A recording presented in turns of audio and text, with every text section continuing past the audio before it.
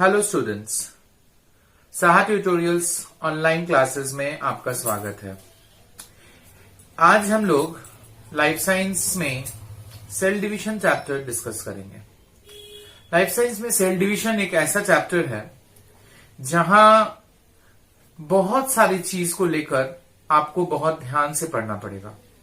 Specially cell division में cell के बारे में थोड़ा जानकारी होना पड़ेगा और सेल में वो कौन सा अंग है जो इस सेल डिवीजन में सबसे इंपॉर्टेंट रोल प्ले करता है, उसके बारे में आपको जानकारी करना होगा। हर वीडियो की तरह इस बार भी हम लोग पढ़ाते समय बहुत सारे इंपॉर्टेंट टिप्स देंगे और स्पेशली इस चैप्टर में दो चीज ऐसे हैं जो आपको जरूर याद रखने होंगे। वो है डायग्राम और डिफरेंसेस। इस चैप्टर में डायग्राम बहुत इंपॉर्टेंट है और साथ ही साथ डिफरेंसेस भी। तो चलिए हम लोग सबसे पहले चैप्टर का कुछ स्टार्टिंग करते हैं, आलोचना करते हैं। सबसे पहले हमें जानना होगा कि सेल डिवीजन होता क्या है।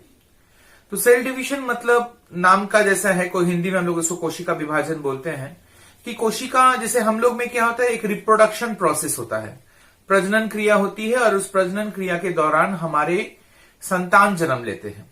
ठीक उसी तरीके से कोशिका में दूसरे कोशिका, नए कोशिकाओं का जन्म जो होता है वो कोशिका विभाजन से होते हैं, सेल डिवीजन से होते हैं। सेल डिवीजन मुख्य रूप से तीन प्रकार के होते हैं। एक है एमाइटोसिस, जिसको हम लोग डायरेक्ट डिवीजन के नाम से भी जानते हैं। दूसरा है माइटोसिस, जिसको हम लोग इक्वेशनल डिवीजन के नाम से जानते हैं। और तीसरा है मियोसिस, जिसको हम लोग रिडक्शनल डिवीजन के नाम पे जानते हैं।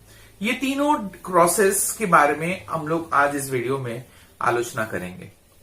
तो कोशिका में मीन सेल के अंदर वो कौन सा ऐसा ऑर्गेनेल है जो सबसे इंपॉर्टेंट रोल प्ले करता है, वो है क्रोमोसोम। क्रोमोसोम आप न्यूक्लियस के अंदर पाइएगा। जैसे एक सेल होता है, सेल के अंदर न्यूक्लियस और न्यूक्लियस के अंदर क्रोमोसोम पाए जाते हैं। लेकिन अगर आप सेल का डायग्राम देखिएगा तो आपको न्यूक्लियस के अंदर क्रोमोसोम नहीं नजर आएगा।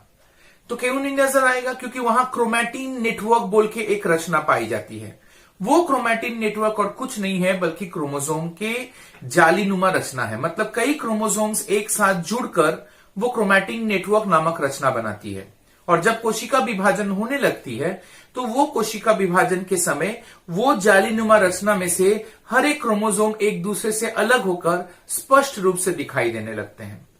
इसीलिए क्रोमोसोम इस सेल डिवीजन में सबसे इंपॉर्टेंट ऑर्गेन रोल प्ले करते हैं। तो अच्छे से समझना होगा इस क्रोमोसोम के बारे में। क्रोमोसोम को हम लोग, क्रोमोसोम भी कई प्रकार के होते हैं। जैसे उसके कार्य को अगर ध्यान दिया जाए, उसके फंक्शन को अगर ध्यान दिया जाए तो क्रोमोसोम दो प्रकार के होते हैं, एलोसोम, ऑटोसोम। एलोसोम माने सेक्स क्रोमोसोम और ऑटोसोम माने जो बॉडी क्रोमोसोम्स होते हैं। तो हमारे शरीर में मनुष्य का बात अगर किया जाए, टोटल 23 पेयर्स ऑफ क्रोमोसोम्स पाए जाते हैं और उस 23 पेयर ऑफ क्रोमोसोम्स के अंदर 22 जोड़े ऑटोसोम होते हैं और सिर्फ एक जोड़े एलोसोम होते हैं, जिसको हम लोग सेक्स क्रोमोसोम्स भी बोलते हैं। तो इस प्रकार से क्रोमोसोम को हम लोग दो भागों में बांट सकते हैं उनके कार्य पर। और एक विभाजन होती है, वो है सेंट्रोमियर की पोजीशन के आधार पर। हम लोग जानते हैं क्रोमोसोम का जो संरचना है वो एक्स के तरह होती है और उस एक्स के तरह जो क्रोमोसोम की संरचना है उसमें जो बीच का बिंदु है उसको हम लोग, जहां दोनों क्रोमैटिड एक साथ जुड़े रहते हैं, उसको हम लोग सेंट्रोमियर बोलते हैं। तो वो सेंट्रोमियर की स्थिति अगर बीचों बीच हो तो उसको हम लोग मेटासेंट्रिक बोलते हैं। अगर वो ऊपर की ओर हो, मतलब इस तरह से, तो उसको हम लोग एक्रोसेंट्रिक बोलते हैं। अगर नीचे की तरफ हो तो उसको टेलोसेंट्रिक बोलते हैं और थोड़ा बीच में से नीचे की तरफ अगर हो तो उसको हम लोग सब मेटासेंट्रिक बोलते हैं। इस तरीके से चार प्रकार के क्रोमोसोम्स होते हैं सेंट्रोमियर की स्थिति के आधार पर। तो इस तरीके से क्रोमोसोम के बारे में आपको जानकारी करना होगा। और आपको जो चीज ख्याल करना होगा वो है क्रोमोसोम का संरचना, स्ट्रक्चर ऑफ क्रोमोसोम।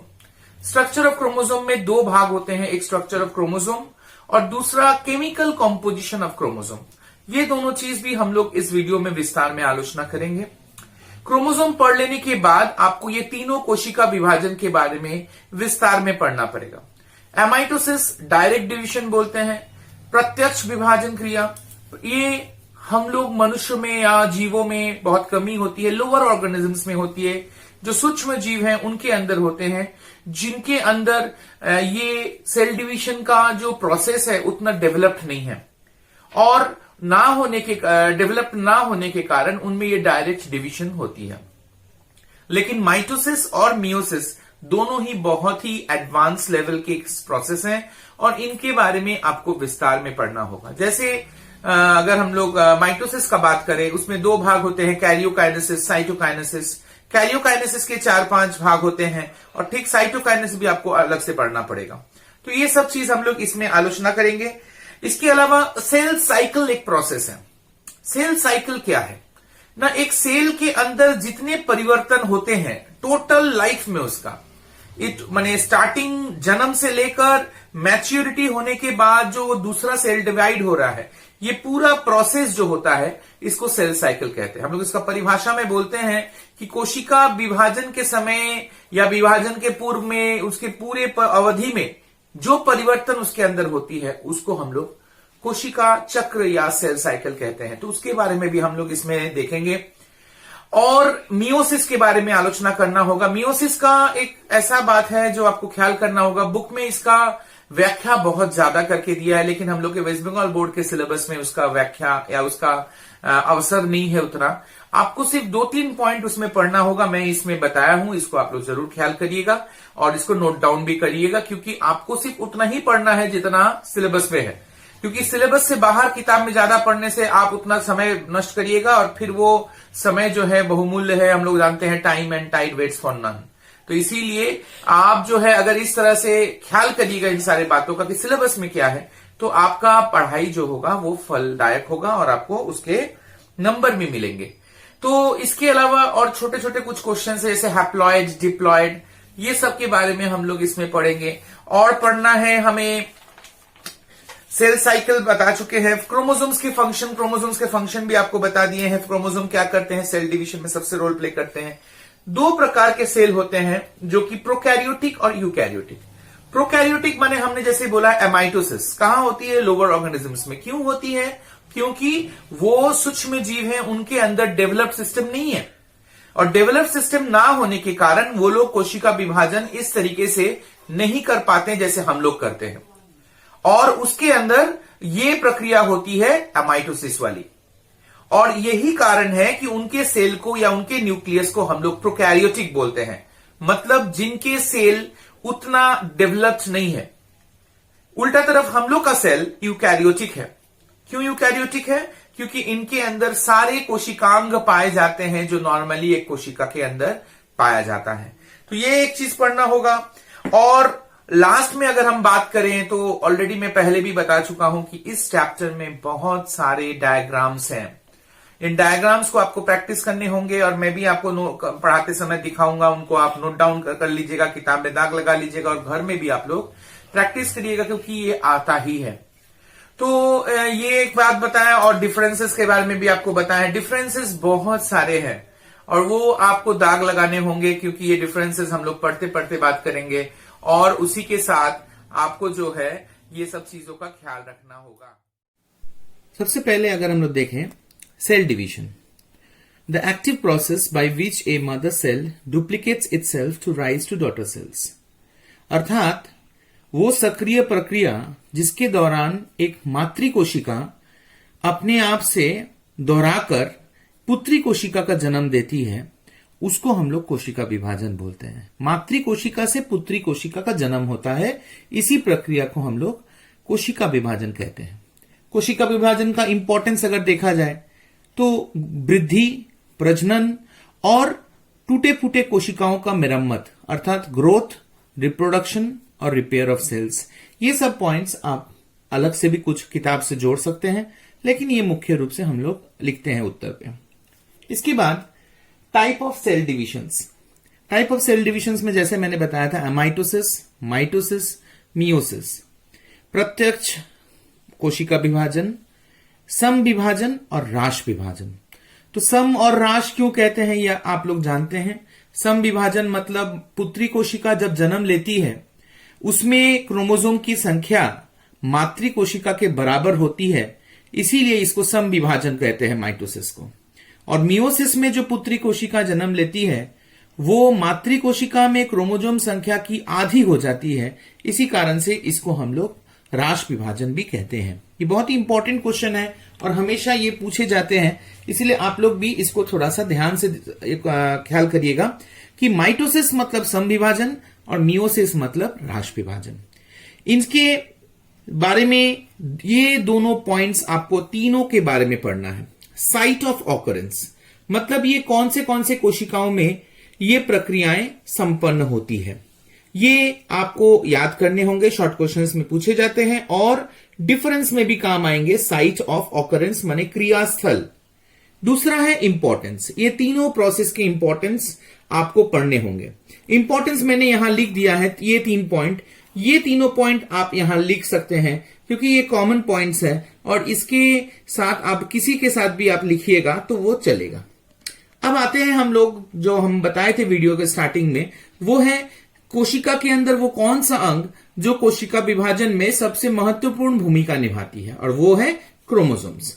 क्रोमोसोम्स का संज्ञा पहले आपको डेफिनेशन देखना होगा। The gene bearing self dividing rod shaped structures that becomes visible distinctly during metaphase and anaphase of cell division. बहुत साफ साफ लिखा हुआ है यहां 2-3 चीज जो इसके विशेषता में आप लिख सकते हैं। अगर आपसे पूछा जाए क्रोमोसोम की विशेषता क्या है, तो इसके अंदर देखिए 3 ऐसे बात लिखे गए हैं जो आप इसके विशेषता में लिख सकते हैं। एक देखिए जीन बियरिंग है, मतलब इसके अंदर जीन पाए जाते हैं।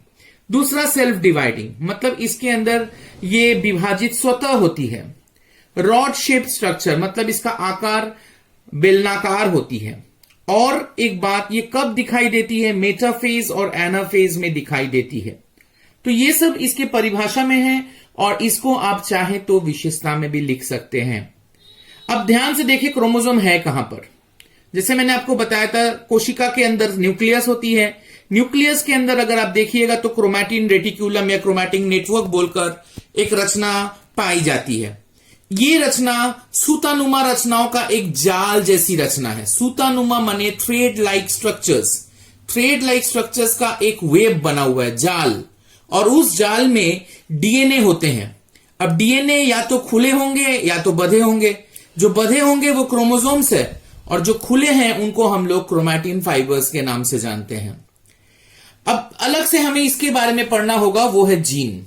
जीन हम लोग आगे जाकर हेरिडिटी में भी पढ़ेंगे और हेरिडिटी में जीन के बारे में बहुत ज्यादा दिया गया है। यहां हम लोग सिर्फ इतना पढ़ लें कि it is the unit of heredity. It is responsible for transmitting hereditary characters from parents to offsprings. मतलब माता पिता से संतानों में जो गुणों का स्थानांतरण होता है वो जीन के कारण ही होता है और इसीलिए हम लोग जीन को हेरिडिटी की इकाई कहते हैं। Gene is also the functional unit of DNA. ये सब शॉर्ट क्वेश्चंस में काम आता है बोलकर हम लोग नोट्स में लिखे हैं। अब आते हैं टाइप ऑफ क्रोमोसोम्स। ऑटोसोम्स और एलोसोम्स के बारे में ऑलरेडी हम बात कर चुके हैं तो इसलिए दोबारा नहीं बोल रहे हैं। क्रोमोसोम नंबर अर्थात संख्या में क्रोमोसोम्स कितने पाए जाते हैं, देखिए सोमैटिक सेल। सोमैटिक सेल में डिप्लॉयड मतलब 2n। डिप्लॉयड और हैप्लॉयड मैंने बताया था। डिप्लॉयड मतलब 2n मतलब 46 पेयर्स होते हैं, 46 संख्या में होते हैं, 23 जोड़े होते हैं मनुष्य में। और जर्म सेल मतलब जहां प्रजनन अंग है, रिप्रोडक्टिव पार्ट्स है, वहां पर हैप्लॉयड सेल होते हैं, मतलब उसमें केवल 23 संख्या में क्रोमोसोम्स होते हैं। ये जरूर आप ख्याल रखिएगा और ये शॉर्ट क्वेश्चन में बहुत बार पूछे जाते हैं। आपको ख्याल करना होगा अगर वो बॉडी सेल है, शरीर का किसी भी अंग, तो उसमें डिप्लॉयड सेल होगा और अगर वो जर्म सेल हुआ तो उसमें हैप्लॉयड सेल होगा। आते हैं स्ट्रक्चर ऑफ क्रोमोसोम में। ये ड्राइंग में भी आता है और इसमें ये सारे पॉइंट्स आपको ख्याल करने होंगे जो कि आपको डायग्राम में लेबलिंग के तौर पर लिखना पड़ता है। Chromatid, primary constriction, centromere, secondary constriction, satellite और टेलोमियर, ये सब पॉइंट्स आपको इस डायग्राम में देखना होगा। अब आइए ध्यान से डायग्राम को देखिए। ये है क्रोमोसोम का एक स्ट्रक्चर। ये दोनों में ये सिंगल क्रोमोसोम है और ये एक टोटल क्रोमोसोम का स्ट्रक्चर है। यही यहां पर अगर आप देखिए, यहां पे सेकेंडरी कॉन्स्ट्रिक्शन 2 जगह पर है, यहां पर और यहां पर, और ये इसका शेष अंग है टेलोमियर। और यहां देखिए जहां प्राइमरी कॉन्स्ट्रिक्शन है वहां सेंट्रोमियर उपस्थित है। और साथ में देखिए अंत में ये सैटेलाइट बना हुआ है। तो ये सारे अंग का आपको लेवलिंग करना होगा और ये डायग्राम आपको घर में भी अच्छे से प्रैक्टिस करना होगा। ये डायग्राम आप बुक में भी देख पाइएगा, आप लोग के बुक में है ही, ये प्रैक्टिस करने के लिए है। आते हैं फंक्शंस ऑफ क्रोमोसोम में। क्रोमोसोम का फंक्शंस अब अलग से बताने लायक कुछ है नहीं, ऑलरेडी आप जानते हैं और हम बता भी चुके हैं कि रेस्पॉन्सिबल फॉर सेल डिवीजन अर्थात कोशिका विभाजन में यह एक बहुत ही महत्वपूर्ण भूमिका अदा करते हैं। रेस्पॉन्सिबल फॉर हेरिडिटी, हेरिडिटी में भी ये जिम्मेदार है क्योंकि हम लोग ऑलरेडी जान चुके हैं कि क्रोमोसोम के अंदर ही जीन है और जीन के कारण ही माता पिता से संतानों में गुण स्थानांतरित होते हैं। कंट्रोल सेलुलर मेटाबॉलिज्म और plays important role in sex determination. तो ये तीसरा और ये चौथा पॉइंट ये कोशिका के पोषण को लेकर संबंधित है और ये हमारे लैंगिक निर्धारण में ये जुड़ा हुआ है। लैंगिक निर्धारण मतलब मनुष्य पुल्लिंग है या स्त्रीलिंग है, उनका जेंडर क्या है, लड़का है या लड़की है, वो इस क्रोमोसोम से हम लोग जानकारी कर पाते हैं। आप ये अच्छी तरह जानते हो कि ये जो मेल क्रोमोसोम्स होते हैं वो XY क्रोमोसोम्स होते हैं और जो फीमेल क्रोमोसोम्स होते हैं वो XX क्रोमोसोम्स होते हैं। तो इस तरीके से क्रोमोसोम का संरचना से हम लोग ये जान पाते हैं कि ये कोशिका अर्थात ये शरीर पुल्लिंग का है या स्त्रीलिंग का है। आते हैं structure chemical composition of chromosome. ये चीज आप बहुत ध्यान से देखिएगा क्योंकि इससे बहुत शॉर्ट क्वेश्चंस पूछे जाते हैं। मेनली क्रोमोसोम न्यूक्लिक एसिड और प्रोटीन से बने होते हैं। न्यूक्लिक एसिड में डीएनए और आरएनए, 45% डीएनए और 5% आरएनए। डीएनए का देखिए क्या लिखा हुआ है, double stranded consisting of number of units called deoxyribonucleotides। deoxyribonucleotides के अंदर अगर आप देखें पेंटोज सुगर, फॉस्फोरिक एसिड और नाइट्रोजनस बेस जो प्रोटीन बेसेस हैं वो है प्यूरीन और पिरिमिडीन। प्यूरीन में एडेनाइन गुआनाइन होते हैं और पिरिमिडीन में थाइमीन और साइटोसिन होते हैं। तो ये प्रोटीन्स हैं जो डीएनए के अंदर उपस्थित हैं और ये डबल स्ट्रैंडेड होते हैं, मतलब इनमें 2 लड़ियां होती हैं। ये डीएनए का अगर आपसे पूछा जाए डीएनए का विशेषता तो आप ये लिख सकते हैं कि ये डबल स्ट्रैंडेड है और इनके जो यूनिट्स हैं इनको हम लोग डीऑक्सीराइबोन्यूक्लियोटाइड्स कहते हैं। ये डीऑक्सीराइबोन्यूक्लियोटाइड्स के अंदर sugar, pentose sugar, phosphoric acid और प्रोटीन बेसेस पाए जाते हैं जिनके नाम मैंने अभी बताया। दूसरी ओर आरएनए देखिए, ये सिंगल स्ट्रैंडेड यूनिट है, मतलब इसमें एक ही लड़ी होते हैं। इसमें डबल थे, इसमें सिंगल है और इनके जो यूनिट्स हैं इनको हम लोग राइबोन्यूक्लियोटाइड्स कहते हैं। इनके यूनिट्स को हम लोग डीऑक्सीराइबोन्यूक्लियोटाइड्स कहते हैं। तो ये भी डिफरेंस में आप लिख सकते हैं। इनके अंदर जो कंपोजिशन था इसमें भी आप देखिए पेंटोज सुगर उसमें भी था, इसमें भी है, फॉस्फोरिक एसिड उसमें भी था, इसमें भी है। प्रोटीन बेस में अगर आते हैं नाइट्रोजनस बेस में तो उसके प्यूरिन में भी जो है इसके प्यूरिन में भी वही है। पिरिमिडीन में इसमें थाइमीन और साइटोसिन थी और यहां पिरिमिडीन में यूरासिल और साइटोसिन है, अर्थात इसमें थाइमीन बेस है और इसमें यूरासिल बेस है। ये भी एक important point to be noted है जो कि आप डीएनए और आरएनए के डिफरेंस में लिख सकते हैं। तो इस तरीके से ये केमिकल कंपोजिशन ऑफ क्रोमोसोम अगर पूछा जाए तो आपको सारा चीज लिखना है, लेकिन अगर आपसे सिर्फ इतना पूछा जाए कि डीएनए और आरएनए का डिफरेंस दो तो डीएनए और आरएनए के डिफरेंस मैंने 3 बता दिए। ये डबल स्ट्रैंडेड है, ये सिंगल स्ट्रैंडेड है। इसके यूनिट्स को डीऑक्सीराइबोन्यूक्लियोटाइड्स बोलते हैं, इसके राइबोन्यूक्लियोटाइड्स बोलते हैं। इसमें नाइट्रोजनस बेस्ड पिरिमिडीन में थाइमीन होते हैं और इसके नाइट्रोजनस बेस पिरिमिडीन में यूरासिल होते हैं। इसके साथ ही केमिकल कॉम्पोजिशन ऑफ क्रोमोसोम हम लोग ये खत्म कर लेते हैं। इसके बाद जो चीज है वो है प्रोकैरियोटिक और यूकैरियोटिक सेल्स। प्रोकैरियोटिक और यूकैरियोटिक सेल्स के बारे में ऑलरेडी में हम लोग बोल चुके हैं कि ये प्रिमिटिव है, मतलब इसके अंदर सारे कोशिकांग ठीक से नहीं पाए जाते हैं, कुछ कुछ एब्सेंट हैं। लेकिन यूकैरियोटिक में डेवलप्ड सेल है और यही सेल्स हमारे बॉडी में पाए जाते हैं। अब आते हैं हम लोग इस चैप्टर का most important topic, mitosis cell division. Mitosis cell division आपको बहुत अच्छे से पढ़ना होगा और बार बार पढ़ना होगा। इसके डायग्राम्स को अगर हम लोग देखकर पढ़े तो हम लोग का पढ़ाई और अच्छे से समझ आएगा, अंडरस्टैंडिंग बढ़िया होगा, याद रखने में सुविधा होगा और इसको आप किसी दोस्त को समझा भी पाइएगा बहुत आराम से। हम लोग भी जब पढ़ते थे तो इस तरीके से डायग्राम को ही पढ़कर फॉलो करते थे। इससे हमारा पढ़ाई बहुत ही मजबूत और लॉन्ग लास्टिंग होता था। इसीलिए मैंने भी आपको इसी तरीके से पढ़ा रहा हूं। सबसे पहले देखिए, माइटोसिस के दो भाग लिखे गए हैं, कैरियोकाइनेसिस और साइटोकाइनेसिस। अर्थात पहले कोशिका विभाजन होती है और उसके बाद साइटोप्लाज्म विभाजन होती है। कोशिका विभाजन को कैरियोकाइनेसिस बोलते हैं और साइटोप्लाज्म विभाजन को साइटोकाइनेसिस बोलते हैं। कैरियोकाइनेसिस में ये निम्नलिखित चार भाग हैं: प्रोफेज, मेटाफेज, एनाफेज और टेलोफेज। सबसे शुरुआत में कोशिका ठीक इस प्रकार से दिखाई देती है। हम पहले एक बात बता देते हैं कि हम लोग ये प्लांट सेल को फॉलो कर रहे हैं। किताब में प्लांट सेल और एनिमल सेल के दो अलग अलग डायग्राम्स और बताए गए हैं, तो आप लोग इसको दोनों को मैं कवर नहीं किया, मैं सिर्फ प्लांट सेल को कवर किया। आप एनिमल सेल को भी देख सकते हैं, एक ही तरीके से दोनों में विभाजन बताए गए हैं। सबसे पहले अगर देखा जाए तो ये आपका न्यूक्लियस है, जिसके अंदर न्यूक्लियोलस दिखाई दे रहे हैं, और ये न्यूक्लियर रेटिक्यूलम या क्रोमैटिन रेटिक्यूलम जो हम लोग बात कर रहे थे। इसके बाद जब ये सेल डिवीजन स्टार्ट होता है, प्रोफेज का पहला भाग, देखिए यहां पर आपको स्पष्ट रूप से क्रोमोसोम दिखाई देने लग रहे हैं। ये यहां पर स्पष्ट नहीं थे, ये जालीनुमा रचना था और बाद में ये स्पष्ट दिखाई दे रहे हैं। और साथ ही साथ ये न्यूक्लियर मेम्ब्रेन जो इसका बाहरी आवरण है, ये धीरे धीरे अस्पष्ट होने लगता है। ये दो सबसे इंपॉर्टेंट पॉइंट्स है प्रोफेज के, कि क्रोमोसोम स्पष्ट दिखाई देने लगते हैं और न्यूक्लियर मेम्ब्रेन धीरे धीरे अस्पष्ट और गायब हो जाते हैं। मेटाफेज में अगर आप देखिए तो मेटाफेज में यहां और कोई न्यूक्लियर मेम्ब्रेन नहीं है, वो गायब हो चुकी है और सारे क्रोमोसोम बीचों बीच एक समानांतर रेखा पर जुड़ गए हैं सब। और मेटाफेज के अंदर यही सबसे इंपॉर्टेंट पॉइंट होती है कि सारे क्रोमोसोम एक बीचों बीच आके सज जाते हैं और कोशिका आवरण केंद्रक आवरण अर्थात न्यूक्लियर मेम्ब्रेन गायब हो जाते हैं और सेंट्रोम्स देखिए दोनों ओर सेंट्रियोल्स चले जाते हैं और एक ध्रुव जैसी रचना बनाते हैं। इसके बाद हम लोग आते हैं एनाफेज में।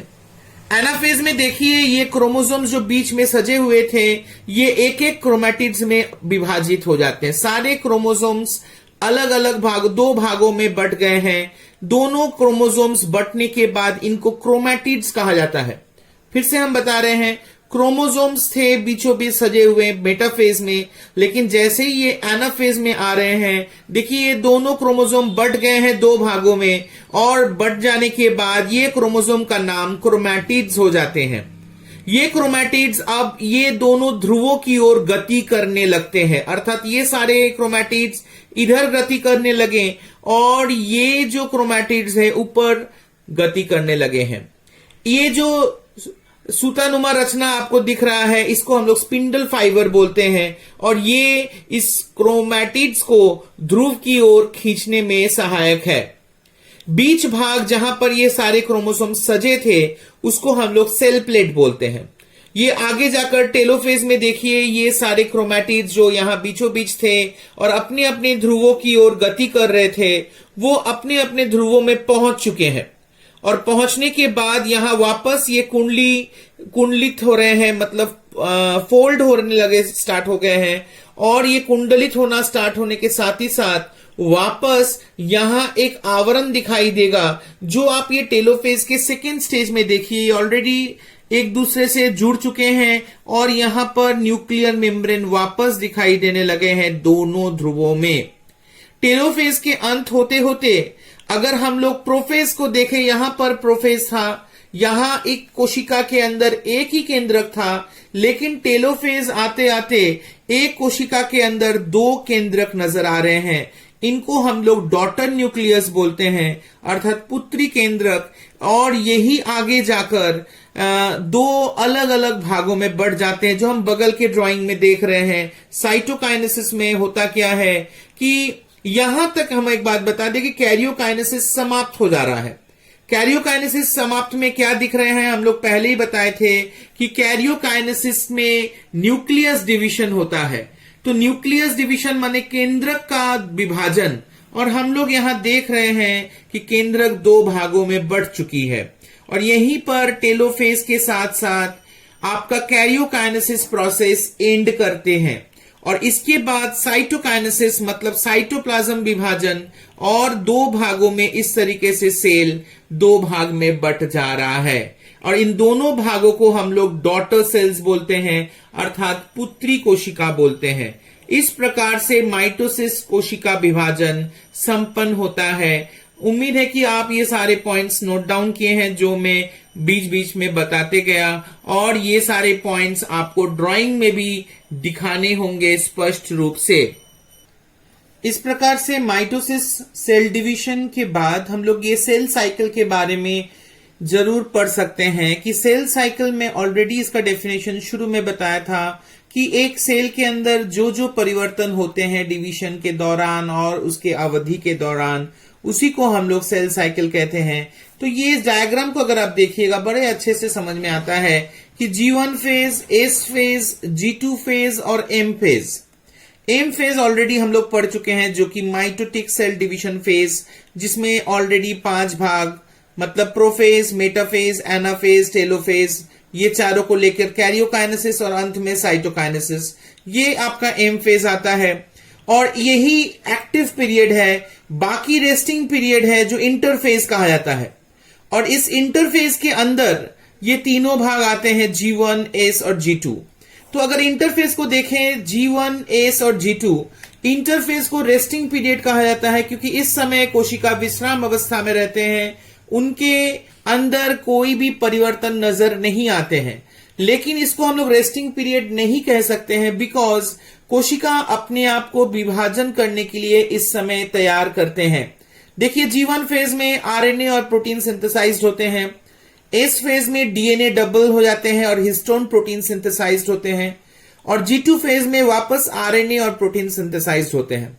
अर्थात इनके अंदर बहुत सारी चीज उस समय होते हैं, लेकिन वो हमारे नजर नहीं आते हैं, और इसी कारण हम लोग इसको रेस्टिंग पीरियड बोलते हैं। लेकिन इंटरफेज एक रेस्टिंग पीरियड नहीं है। सेल अपने आप को डिवाइड करने के लिए, एम फेज में जो डिवीजन होता है, उस डिवाइड करने के लिए वो अपने आप को तैयार करते हैं ये 3 अलग अलग स्तरों में, और इसीलिए ये क्वेश्चन आते हैं। ध्यान से देखिएगा कि इंटरफेज को रेस्टिंग पीरियड क्या कहा जा सकता है, तो आप उत्तर में बोलिएगा नहीं कहा जा सकता है, because cell prepares itself for being divided in the M phase, और यही है इन तीनों फेज का विवरण। अब आते हैं हम लोग इस चैप्टर का last part, meiosis cell division में। मियोसिस सेल डिवीजन में जैसे मैं शुरू में बताया था, आपको सारी चीज नहीं पढ़ने हैं। मियोसिस सेल डिवीजन किस में होती है, साइट ऑफ ऑकरेंस। अब देखिएगा मियोसिस सेल डिवीजन केवल जर्म सेल्स में होते हैं, अर्थात जो आपके सेक्सुअल पार्ट्स हैं, जो रिप्रोडक्टिव पार्ट्स हैं, टेस्टिस और ओवरी, यहीं पर मियोसिस सेल डिवीजन प्रक्रिया होते हैं। तो इसमें हम लोग जो जो पॉइंट्स हम लोग को पढ़ना है वो मैं शॉर्ट कर लिया हूं, ब्रीफ कर लिया हूं, और वही सारी चीज हम यहां पर आपको दिखा रहे हैं। सबसे पहले होमोलोगस क्रोमोसोम्स, ये कुछ पॉइंट्स हैं जो आपको नोट करने हैं, क्वेश्चंस में आते हैं।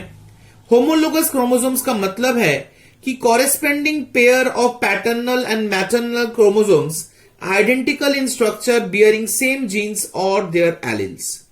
अर्थात पैटर्नल एंड मैटरनल मतलब पिता से और माता से जो क्रोमोसोम्स मिलते हैं उनको हम लोग होमोलोगस क्रोमोसोम्स बोलते हैं।